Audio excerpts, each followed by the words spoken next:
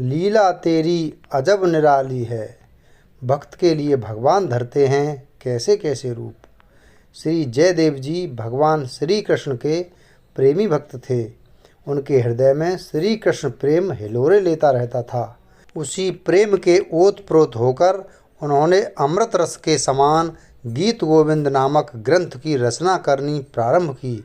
ऐसे में एक दिन मान प्रकरण में वे स्वयं भगवान श्री कृष्ण श्रीमती राधा रानी के पैर पकड़ेंगे, इस बात को लिखने का साहस नहीं कर पाए।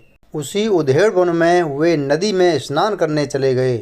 उनको स्नान जाते हुए देख भगवान श्री कृष्ण स्वयं जयदेव जी के रूप में उनके घर में प्रवेश करने लगे।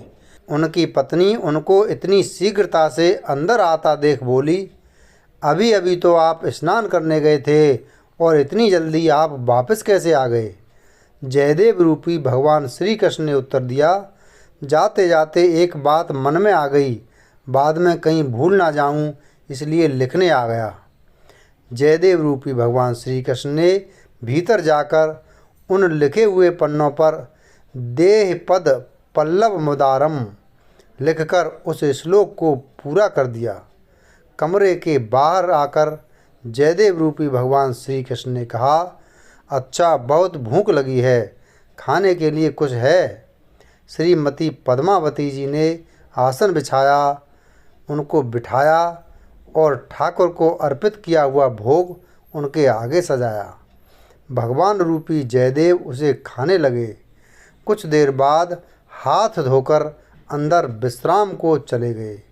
श्रीमती पद्मावती जी अभी पति द्वारा छोड़ा हुआ प्रसाद पाने बैठी ही थीं कि किसी ने दरवाज़ा खटखटाया।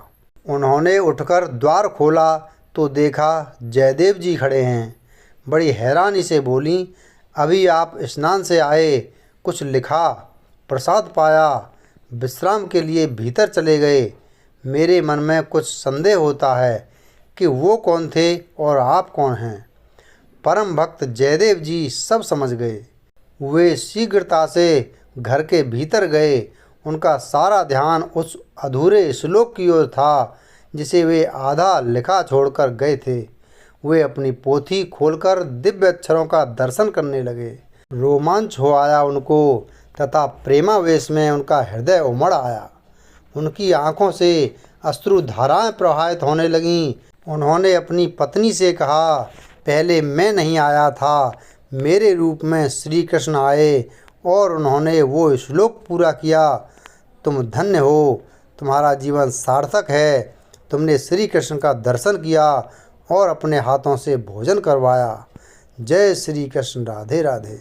वीडियो अगर पसंद आया हो तो वीडियो को लाइक करें और चैनल को सब्सक्राइब करें। धन्यवाद।